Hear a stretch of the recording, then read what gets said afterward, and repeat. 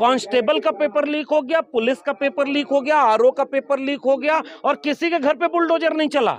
अभी उत्तर प्रदेश से खबर आ रही है कि एक नेता जो आज की तारीख में बीजेपी और एनडीए में शामिल हैं, उनका स्टिंग ऑपरेशन आ रहा है।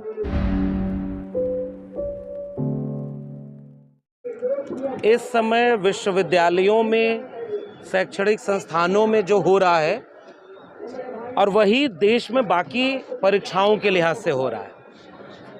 और मैं जिस प्रदेश से आता हूं, उत्तर प्रदेश से, वहां पर पिछले कुछ वर्षों में ही कई दर्जन पेपर लीक हुए हैं और 2017 से 2024 तक तकरीबन 40-50 पेपर लीक हो गए। और एक आंकड़ा तो पूरे देश का ये आ रहा है कि 7 साल में 70 पेपर लीक हुए हैं और ये इस देश में पहली बार हुआ है। पिछली सरकार जो हुआ करती थी वो बार बार कहती थी कि ऐसा इस देश में पहली बार हो रहा है कि पहली बार इतना ताकतवर प्रधानमंत्री बने हैं, ताकतवर सरकार है, सब कुछ है। इतना ज़्यादा पेपर लीक भी पहली बार हो रहा है ये आज़ाद भारत में।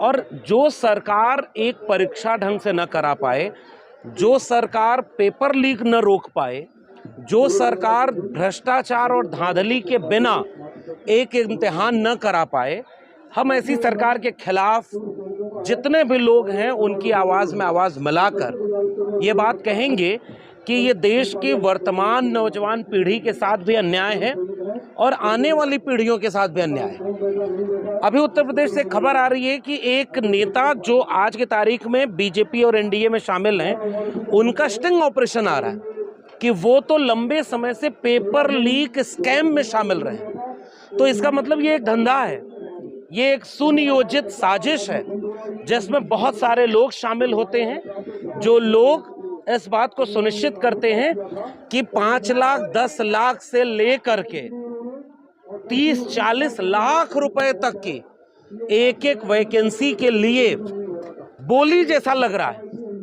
पिछले दिनों जो कुछ लोग पकड़े गए, उन्होंने कहा 30-32 लाख रुपए उन्होंने एक परीक्षा के पेपर लीक से जुड़े हुए चीज़ों में लगाया था इसका कि 4-5 लोग मिल जाएंगे तो एक अच्छी कमाई हो जाएगी। हम जिस विश्वविद्यालय से, मैं दिल्ली विश्वविद्यालय से हूं और हमने देखा कि दिल्ली विश्वविद्यालय में अपॉइंटमेंट के नाम पर लाखों रुपए का लेन देन का पूरा किस्सा सुनाई देता है।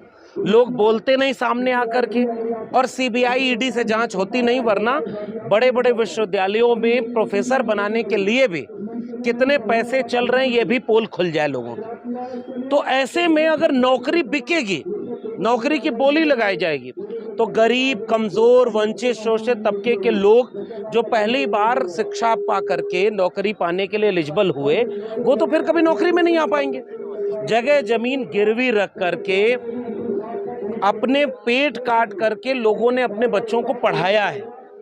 मैं इलाहाबाद यूनिवर्सिटी में जब पढ़ा करता था, इलाहाबाद में हम रहते थे, तो हमने वो जगह देखी हैं 10 बाई 10 के कमरे में। और मैंने एक किताब लिखी, प्रोफेसर की डायरी, उसमें बाकायदे ये बातें लिखी हैं कि 10 बाई 10 के कमरे में एक युवा पीढ़ी के लोग, चाहे वो लड़के हों या लड़कियां, जाने कितनी मुसीबतों से लड़ते हुए, आर्थिक हालात से लड़ते हुए, गरीबी में, मुफलिसी में, परिवार की हसरतों का बोझ लेकर के कई साल एक कॉम्पिटिटिव एग्जाम की तैयारी करते हैं और तैयारी करने के बाद जब एग्जाम देना आता है तो पता चला पेपर लीक हो गया। एक बच्चे का कहानी मुझे पता है, मैं 2-3 फोन बहुत ऐसे आए जिसने इस पेपर लीक और खासकर यूजीसी और नेट के बारे में मैं कहूँगा। नीट का पेपर में धांधली हुई तो नीट के पेपर में जो कुछ हुआ वो तो सामने दिख रहा है और अभी भी ये बात है कि वो पेपर कैंसिल करना नहीं चाहते। नीट पीजी का पेपर तो कैंसिल कर दिया, लेकिन जिस पेपर में धांधली की खबरें आ रही हैं अभी भी उसके लिए, और ऐसी सरकार बन रही है, ऐसे शिक्षा मंत्री बन जा रहे हैं जो बिना तैयारी के शुरू में आके कह रहे हैं कोई पेपर लीक नहीं हुआ है, कोई प्रमाण नहीं है, और बाद में माफी मांग रहे हैं कि हाँ हमें पता नहीं था, पेपर लीक हुआ है। तो ऐसे शिक्षा मंत्री को तो इस्तीफा दे ही देना चाहिए। तो इस मुहिम की, इस मांग के तो मैं समर्थन में हूँ कि शिक्षा मंत्री को तत्काल इस्तीफा देना चाहिए, क्योंकि आप शिक्षा की चौपट करने के लिए बिना तैयारी के मीडिया में के कोई बयान दे देते हैं। आपको पता नहीं कि आपके एक बयान से जाने कितने लोगों का जीवन खतरे में आ सकता है। उसी का एक किस्सा मैं बता रहा हूँ कि ग्वालियर से मेरे पास एक विद्यार्थी का फोन आया और वो फोन करते हुए रोने लगा। तो हमने पूछा उससे कि क्या बात है, तो उसने कहा हम यूजीसी नेट की तैयारी करते थे और अब हमने इतनी मेहनत की, हम एक मोबाइल की दुकान पर पार्ट टाइम जॉब करते हैं, मजदूरी करते हैं, और मजदूरी करने के बाद जब हमें मौका मिलता था तो हम यूजीसी नेट की तैयारी कर रहे थे और पिछले कई साल से तैयारी कर रहे थे। और जब वो पेपर होना और उसके बाद हम घर गए, हमने कहा कि लगभग 94% मेरे नंबर सही हैं परीक्षा के। हो सकता है मेरा अच्छा एक्सपीरियंस हो, परीक्षा में पेपर में निकल जाए और मैं क्वालिफाई कर जाऊं तो मेरी ज़िंदगी बन जाएगी, करियर बन जाएगा। और कहा कि अगले दिन मैं खबर पढ़ रहा हूं कि उसकी नीट यूजीसी नेट का एग्ज़ाम कैंसिल हो गया। मैं कैसे अपने घर वालों को बताने जाऊं कि अब अगले कुछ साल और मुझे नौकरी नहीं मिलेगी, क्योंकि जिस धांधली में, जिस भ्रष्टाचार में मैं शामिल नहीं, जिसका दोषी मैं नहीं, उसका शिकार मैं हो रहा हूं। और इस वजह से वो परीक्षा कैंसिल कर देगी और उसने कहा कि अब मेरे सामने एक ही विकल्प है, मैं कर लूं। और ये कोई मजाक नहीं है या कोई एक व्यक्ति का किस्सा नहीं है। और अगर ये हो रहा है तो ये सरकार की जिम्मेदारी नहीं तो किसकी जिम्मेदारी है? ये अपने प्रधान जो बनाते हैं, एनटीए एक एजेंसी बना दिया इन्होंने, जो पूरा बिजनेस कर रही है परीक्षा लेने के। वही एनटीए सारा एग्जाम लेगी, वही एनटीए एडमिशन का एग्जाम लेगी, वही एनटीए नौकरी देने का एग्जाम लेगी। और पता चला वो एनटीए के जो प्रमुख हैं उनके ऊपर कितने तरह के संगीन आरोप हैं। तो आप इस तरह की परीक्षा प्रणाली जो बना रहे हैं, लाखों रुपए का कोचिंग संस्थानों का एक पूरा स्कैम खड़ा हो रहा है, ऐसा बिजनेस खड़ा हुआ है जिसमें आप कोचिंग करने के नाम पर लाखों रुपए दे रहे हैं। तो वैसे ही तो भारत बढ़ गया। जिसकी जेब में पैसा नहीं वो पढ़ाई अच्छी नहीं पाएगा, क्योंकि पढ़ाई महंगी हो गई। कोचिंग में कर नहीं पाएंगे क्योंकि कोचिंग में फीस महंगी हो गई। फिर भी अगर वो लोग परीक्षा देने तक पहुंचे और पेपर लीक हो गया तो इसका दोषी कौन है? और इसलिए ये मुहिम देश को बचाने की मुहिम है और इसलिए हम इस पूरी मांग के साथ अपनी सहमति दर्ज करते हैं। हम जानते हैं कि एक परीक्षा का लीक होना केवल एक परीक्षा का लीक होना नहीं है। क्या इस देश में एग्जाम देने के नाम पर पैसा नहीं लूटा जाता है? जिस परीक्षा में प्रति विद्यार्थी 5 रुपए भी खर्च ना हो, उसकी परीक्षा की फीस 500 रुपए ली जाती है। कहां से? और एक एक एग्जाम के कई बार तो फॉर्म भराते हैं। कितना पैसा कहां जाता है? एग्जाम लेने के लिए आपने 3 महीने का समय दिया और आपने मान लीजिए 100 करोड़ रुपया कुछ एग्जाम की फीस से आपने कमाया, 1 करोड़ रुपया भी कमाया और आपने 1 साल एग्जाम नहीं किया, तो उस पैसे पे आप कितना ब्याज कमा रहे हैं? आपने तो धंधा बना लिया। कोई यूपीएससी छोड़ करके कोई ऐसी परीक्षा नहीं है जो अपने एकेडमिक कैलेंडर से पूरी होती है। परीक्षा कब होगी, रिजल्ट कब आएगा, इसकी कोई जवाबदेही किसी की नहीं है। 3-3, 4-4, 5-5 साल बाद एग्जाम हो रहे हैं, जो एग्जाम हर साल होने चाहिए। और इतने के बाद जो एग्जाम हो रहे हैं, अगर उसका पेपर लीक और धांधली भ्रष्टाचार होगा तो फिर इस देश के नौजवान क्या करेंगे? क्या इस देश के नौजवान पकौड़ा बेचने के लिए ही तैयार किए जा रहे हैं? अब आपने एमबीए कर लिया, बीएड कर लिया, बीटीसी कर लिया, नेट की तैयारी कर रहे हैं, पेट की तैयारी कर रहे हैं, सारी डिग्रियां ले लें और उसके बाद एग्जाम अगर पेपर लीक हो जाए तो फिर आप कहां जाएंगे? क्या वो नौजवान अपने घर ये बात समझा सकते हैं कि जो उन्हें नौकरी नहीं मिल रही इसके दोषी वो खुद नहीं है, सिस्टम दोषी है?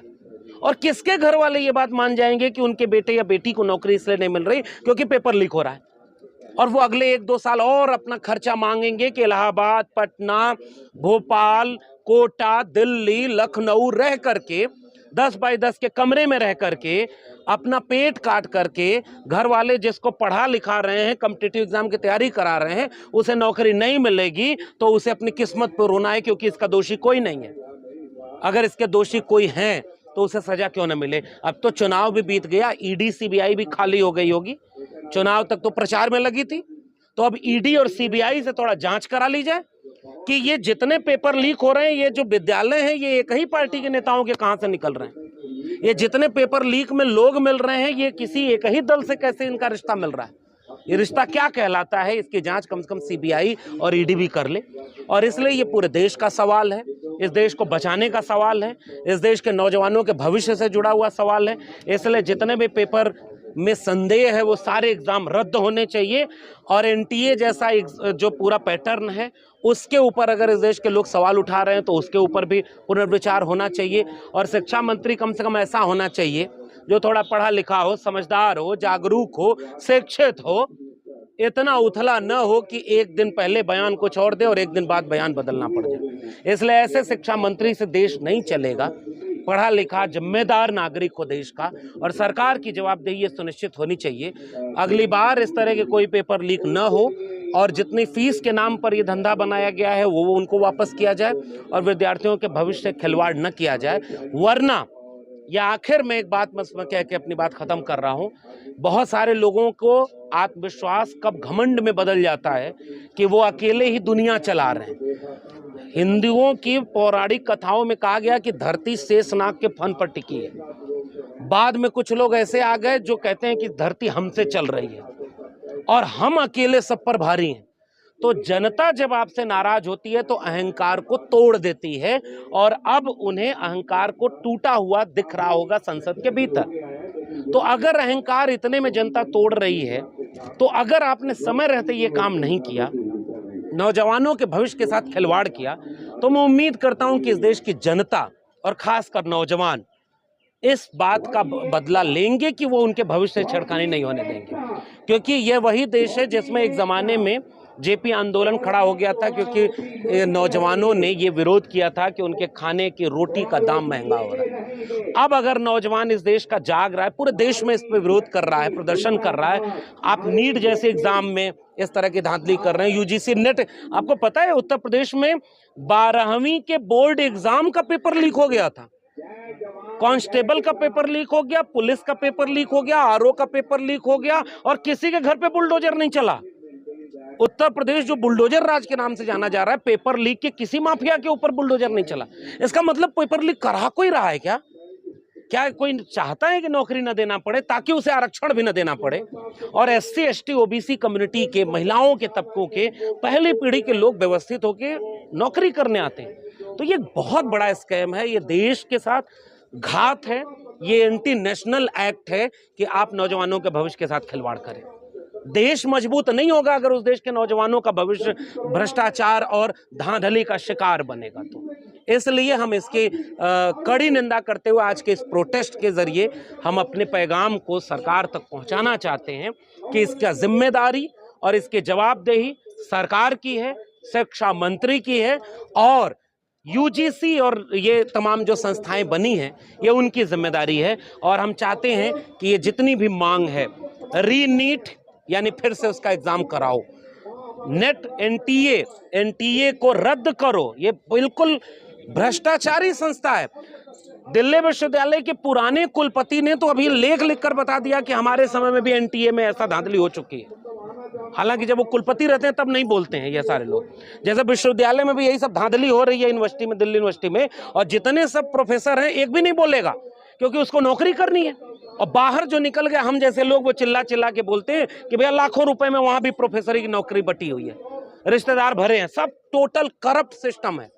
तो जब करप्शन इतना बढ़ जाएगा तो एक दिन ऐसा आएगा कि प्रतिरोध, गुस्सा लोगों का बहुत ज़्यादा बढ़ेगा, जिसे कोई सरकार नहीं रोक पाएगी। इसलिए हम इस मांग के समर्थन में इंडिया अगेंस्ट एनटीए के साथ खड़े हैं, और हम कहेंगे कि रीनीट एग्ज़ाम हो, फिर से एग्ज़ाम हो, एनटीए को ख़त्म किया जाए, ऐसे शिक्षा मंत्री को सजा दी जाए जिन्होंने लापरवाही के साथ ये बताया कि उनके लिए देश के नौजवानों के भविष्य का कोई मतलब नहीं है। वो कभी भी मीडिया में आके कुछ बोल देंगे, बाद में आके पलट जाएंगे। उनके ऊपर भी सजा मुकर्रर की जाए कि उनको इसका गुनाह को मिले। हम आपके इस आंदोलन में आपके साथ खड़े हैं और आगे भी तब तक इस लड़ाई को जारी रखेंगे जब तक कि अपनी मांग में हम कामयाब न हो। खबरों में बने रहने के लिए फोरम 4 को सब्सक्राइब करें और नोटिफिकेशन पाने के लिए बेल आइकन दबाएं।